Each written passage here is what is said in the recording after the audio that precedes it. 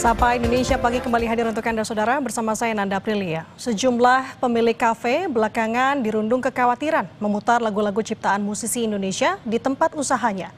Sebab pemilik usaha tersebut akan dikenakan royalti sesuai dengan ketentuan. Sejumlah pemilik kafe, restoran, mal, hingga tempat hiburan belakangan dirundung kekhawatiran memutar lagu-lagu ciptaan musisi Indonesia di tempat usahanya. Pasalnya, mereka akan dikenakan royalti sesuai ketentuan. Guna mengatasi hal itu, salah satu kafe di kawasan Jakarta Selatan memilih untuk tidak memutar lagu-lagu ciptaan musisi Indonesia. Mereka memutuskan untuk menggantinya dengan musik instrumen. Peraturan itu sebenarnya saya baru tahu ini ya, gitu. Akhirnya ya udah kalau misalkan musisi Indonesia itu menetapkan untuk membayar royalti, ya kita stylenya instrumen atau enggak lagu-lagu barat aja, gitu. Berarti kalau menurut Mas nih harus bayar royalti lagi gimana itu? Kayaknya sih nggak pas ya Kak, karena kita di platform itu udah premium gitu. Saya pikir nggak perlu bayar royalti lagi gitu. Itu sih paling. Komisioner Bidang Hukum dan Ligitasi Lembaga Manajemen Kolektif Nasional atau LMKN Marcel Sihaan menyebut, polemik ini dapat diselesaikan dengan diskusi yang berlandaskan pengetahuan. Menurut Marcel, diskusi dapat menjadi salah satu jalan keluar. Kasus ini mencuat setelah salah satu gerai makanan di Bali harus berhadapan dengan hukum lantaran tidak membayar royalti. Hal itu pun merambat ke sejumlah tempat usaha seperti kafe, restoran, hingga tempat hiburan yang enggan memutar lagu-lagu ciptaan musisi Indonesia. Tim Liputan, Kompas TV.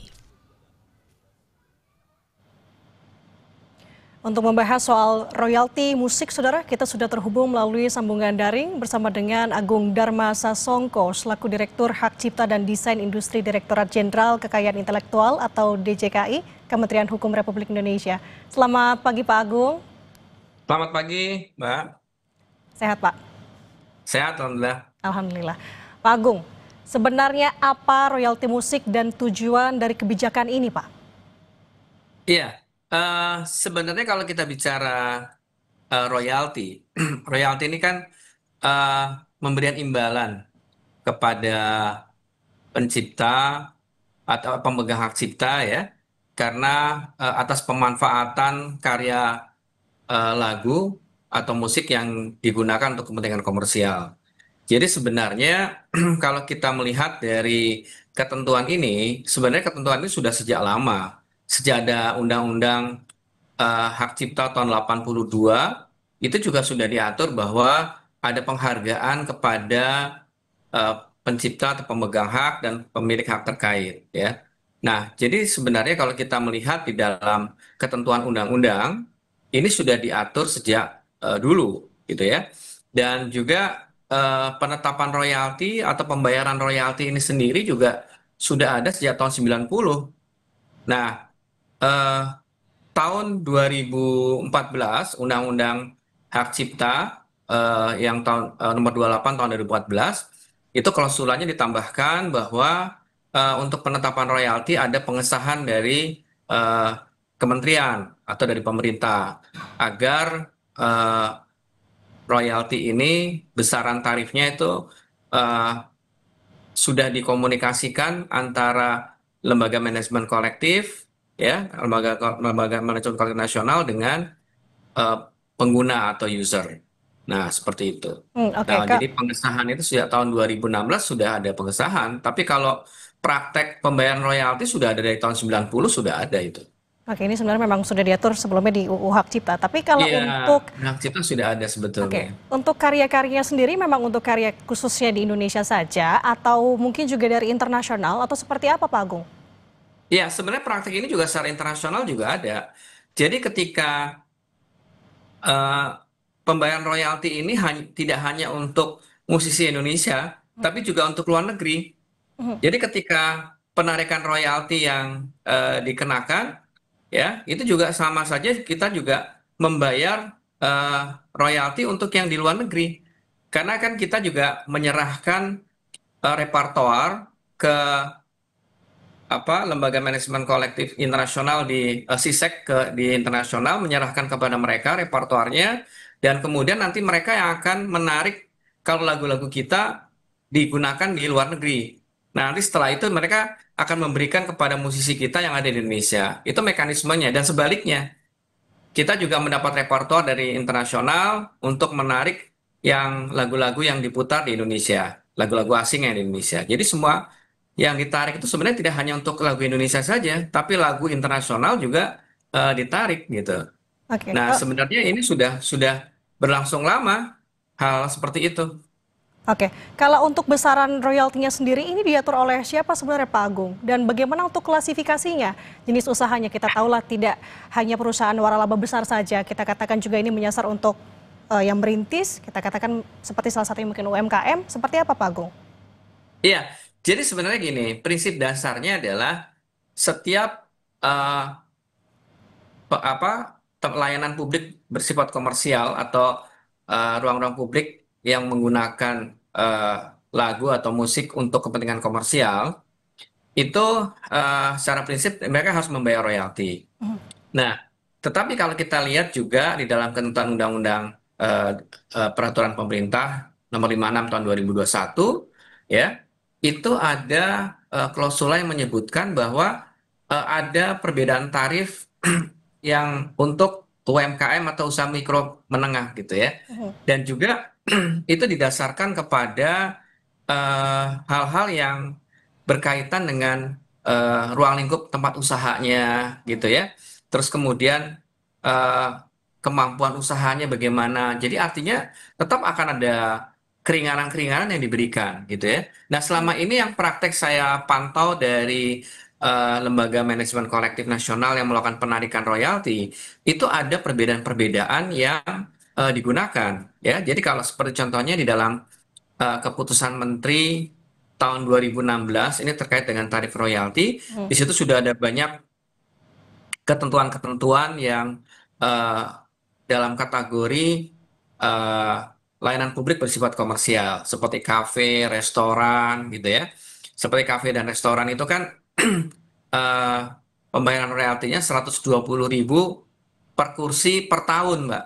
Oke, 110.000 per kursi per tahun. Artinya sekarang kalau katakanlah dia punya di kursinya full itu kursi misalkan Pak, berarti harus bayar ada 1.200.000 per sekitar tahun. ada 30 kursi umpamanya dia disediakan. Oke. Tapi yang rata-rata per hari cuma 6 kursi yang biasa 6 kursi yang orang datang gitu ya. Mhm. Nah, itu yang dihitung rata-rata itu adalah untuk UMKM seperti itu. Hmm. Dilihat tingkat minimalnya gitu ya. Nah, atau mungkin ada hal lain lagi yang mungkin bisa disampaikan bagaimana keadaan tempat usahanya. Nah, ini kan hal-hal yang artinya bisa dijadikan sebagai patokan gitu ya. Dan sekarang ini kalau kita lihat eh, sudah cukup banyak ya tempat-tempat usaha ya yang membayar royalti. Ya. Hmm. Jadi kalau kalau berdasarkan data yang kita peroleh itu seperti contohnya restoran itu sudah cukup banyak bahkan tahun 2024 itu sudah ada sekitar 219 restoran yang membayar royalti, terus kemudian tempat karaoke itu ada 744, Hmm. kemudian ada apa namanya mall pertokoan ada sekitar 532 yang membayar, ya ini seluruh Indonesia ya kategori Oke. seperti itu. Artinya memang sudah banyak dari tahun ke tahun yang memang melakukan pembayaran royalti yang secara apa sejak lama sudah berlangsung gitu ya. Oke. Pak Agung, harus dikonfirmasi 120.000 ini memang diperuntukkan untuk perusahaan atau pelaku usaha yang memang memiliki usaha besar atau waralaba besar, atau juga ini menyasar untuk UMKM juga 120.000 per kursi? Iya tadi kan standarnya 120.000 per kursi ya untuk restoran ya contohnya Oke. gitu ya. Nah tapi kan tadi kalau untuk UMKM ada keringanan-keringanan lagi Oke. yang didasarkan pada tempat usaha, kemudian kemampuan berusaha itu kan juga dilihat oleh LMKN, Lembaga Manajemen Kolektif Nasional tuh artinya tidak serta-merta menyamakan dengan eh, restoran yang sudah lebih maju gitu ya. tetap akan dilihat kemampuan usahanya, kemudian ruang lingkup usaha. Sebenarnya itu hanya dialog saja, nanti Oke. bagaimana kemampuannya itu kan dilihat, karena dalam peraturan pemerintah nomor 56 tahun 2021 dalam pasal 11 sudah dijelaskan apa namanya untuk apa namanya ada keringanan untuk UMKM atau usaha mikro gitu ya. Oke, keringanan seperti apa Pak Agung? Katakanlah pelaku usaha ini mengalami kesulitan finansial, lalu bagaimana solusinya jika memang kondisinya Ya, seperti itu? itu tadi. Kalau ke apa kesulitan finansial, artinya dia juga baru buka usaha, Mhm. itu kan juga dipertimbangkan Oke, bagaimana gitu ya. Nah, artinya kita itu mungkin ada hal-hal yang mungkin bisa bisa dilihat apa namanya kemampuannya dan sebagainya gitu. oke. Kita tahu untuk hak royalti ini kewenangannya sebagian besar diatur oleh LMKN, seperti Anda tadi sampaikan Pak Agung. Sebenarnya bagaimana peran dari Ya, LMKN mengatur ini Pak Agung? iya. Jadi pertama yang harus saya sampaikan bahwa eh, penarikan royalti ini dilakukan murni oleh lembaga manajemen kolektif nasional. Jadi bukan oleh pemerintah. Pemerintah itu hanya melakukan pengawasan terhadap kinerja lembaga manajemen kolektif sebagai lembaga yang melakukan penarikan royalti. Jadi kedudukan dari lembaga manajemen kolektif nasional ini melakukan penarikan satu pintu atas pemanfaatan lagu atau musik yang digunakan untuk kepentingan komersial, untuk kepentingan apa komersial di layanan publik bersifat Oke. komersial pada ruang-ruang publik gitu ya. Nah, kemudian setelah itu ditarik dalam menggunakan eh, akun bank LMKN, kemudian mereka akan mendistribusikan kepada lembaga manajemen kolektif yang ada di bawahnya untuk diteruskan kepada pemegang hak cipta dan pemilik hak terkait seperti penyanyi, musisi, dan juga produser rekaman. Nah, seperti itu. Itu cara bekerja dan Hmm. kedudukan mereka seperti itu. Kami dari pemerintah hanya melakukan pengawasan. Jadi mereka harus lapor kepada pemerintah tentang apakah mereka sudah mendistribusikan secara benar dan kemudian sudah sampai kepada pemegang hak. Nah, ini merupakan tugas dan fungsi pemerintah untuk melakukan pengawasan. Nah, jadi ketika mereka tidak bisa perform, tidak bisa melaksanakan pekerjaannya dengan baik, maka ya pemerintah akan memberikan peringatan kepada lembaga manajemen kolektif nasional maupun lembaga manajemen kolektif yang ada di bawah LMKN. Gitu. Nah, ini ruangnya seperti itu. Jadi sama sekali pemerintah tidak menarik uang itu untuk masuk ke negara, tidak. Ini semua kepentingan pencipta atau pemegang hak cipta dan pemilik hak terkait. Hmm. Oke, Pak Agung, sebenarnya kan kalau kita melihat sikon saat ini ramainya akhir-akhir ini ya Pak Agung. Sebenarnya bagaimana Iya, pengawasan dari pihak Bapak sendiri? Apakah memang semua pencipta lagu ini sudah mendaftarkan hak ciptanya atau seperti apa sih Pak? iya, sebenarnya gini, eh, kalau kita melihat dalam eh, pembayaran royalti ini kan didasarkan pada eh, berapa banyak lagu yang diputar dan kemudian lagu tersebut didistribusikan kepada pencipta karena lagu tersebut digunakan atau dimanfaatkan oleh eh, apa layanan publik bersifat komersial tadi pada ruang-ruang publik. Nah, jadi eh, pendistribusiannya adalah berdasarkan tadi penggunaan yang digunakan di pengguna di masyarakat, ya. Jadi kalau sekarang penghitungannya didasarkan pada itu. Jadi kalau sekarang pendistribusiannya kalau kami lihat dari hasil apa namanya rekapnya memang sudah ada pendistribusian yang langsung kepada pemegang hak cipta. Hmm. Nah, memang sebenarnya kalau kita lihat dari angka yang didapatkan, kalau saya menganalisis dari laporan keuangan yang dilaporkan oleh LMKN, memang belum seluruhnya sampai ke seluruh Indonesia ya. Eh, untuk penarikan royalti ini mungkin belum belum dikatakan belum optimal gitu ya. Masih beberapa kota besar di kota-kota besar yang melakukan pembayaran-pembayaran royalti gitu ya. Jadi sebenarnya kalau umpamanya seluruhnya sudah apa namanya optimal, mungkin ini akan pembayarannya untuk pendistribusian kepada pencipta dan pemegang hak akan lebih meningkat lagi gitu. Nah, yang ini yang menjadi pertanyaan Pak Agung, sebenarnya bagaimana teknis dari LMKN sendiri untuk kemudian bisa melakukan pengawasan, melihat turun ke lapangan, menarik royalti tadi, kemudian didistribusikan kepada pencipta. Sebenarnya alurnya seperti apa Pak untuk LMKN? Ya, LMKN itu kan mereka pertama melakukan edukasi kepada masyarakat pengguna untuk ketika ada menggunakan lagu, penggunaan lagu itu kan bisa dalam berupa konser musik, terus kemudian ketika konser musik membawakan lagu orang lain itu juga merupakan bagian dari eh, penarikan royalti. Terus kemudian dan tarifnya kan juga ada itu untuk konser musik itu eh, tiket peserta tiket penonton dikali 2% gitu ya. Atau kalau dia gratis ya ongkos produksi dikali 2%. Ya. Nah, itu royaltinya seperti itu. Jadi artinya memberikan edukasi kepada masyarakat tentang kewajiban bayar royalti. Jadi kemudian setelah itu mereka melakukan penarikan kepada user. Dan tentunya tarif ini juga bukan serta-merta sepihak dilakukan oleh LMKN, tetapi LMKN dan bersama LMK itu melakukan pertemuan dengan user untuk besaran tarif, berapa sih tarif yang disepakati. Nah, setelah itu disepakati, maka itu akan disahkan sebagai pedoman untuk tarif, gitu. Nah, Oke. ini yang dilakukan dan edukasi-edukasi itu dilakukan terus oleh LMKN dan kemudian juga ada dialog-dialog yang intens antara LMKN dengan pengguna, gitu ya. Selama ini yang dilakukan seperti itu. Kalau hasil pantauan kami ya dari pemerintah. Oke, dari pemerintah selaku pengawas sudah berapa data yang dikantongi Pak untuk pihak-pihak mana saja yang sudah patuh ataupun bahkan yang diberikan sanksi terkait dengan royalti musik ini? Ya, jadi memang kalau dilihat dari angkanya yang kita bisa lihat, eh, ini kan kalau kita melihat dari perkembangannya, kita bisa melihat bahwa masih ada di kota-kota besar yang rata-rata kota-kota besar yang eh, punya yang sudah banyak membayar.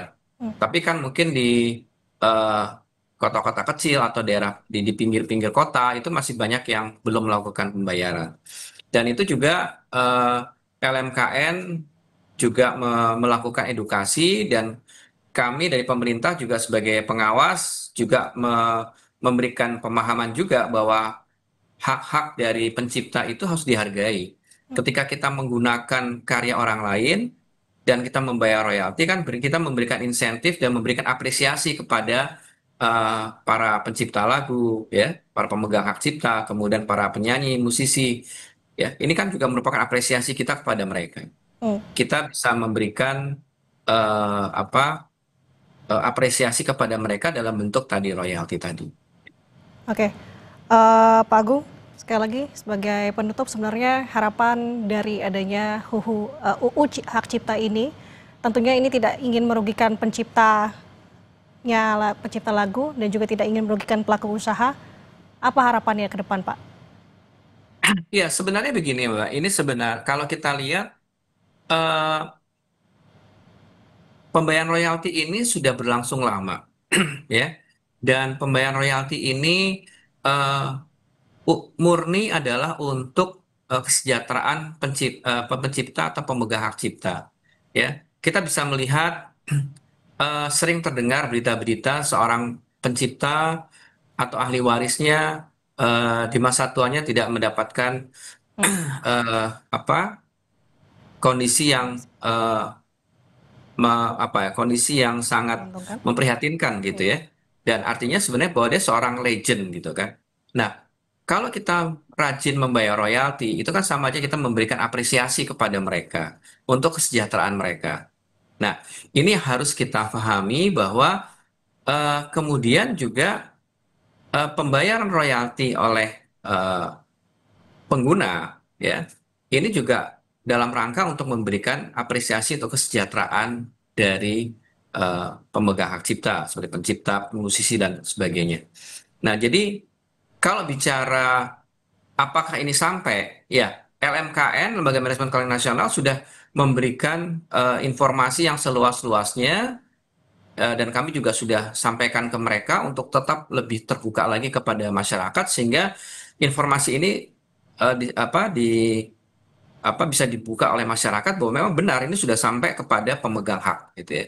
Nah, jadi sebenarnya karena tadi penetapan tarif adalah berdasarkan kesepakatan antara lembaga manajemen kolektif nasional dengan pengguna, kalau user keberatan dengan nilai tarif tadi, ini bisa dikomunikasikan. Oke. Bisa dikomunikasikan. Karena memang tadi di dalam undang-undang sendiri dalam pasal 89 ayat 3 juga sudah disebutkan bahwa ada kelaziman yang berlaku di masyarakat. Oke. Jadi artinya bisa dikomunikasikan bahwa mereka usulannya berapa. Nah, itu silahkan mereka bicarakan dengan hal itu. Oke.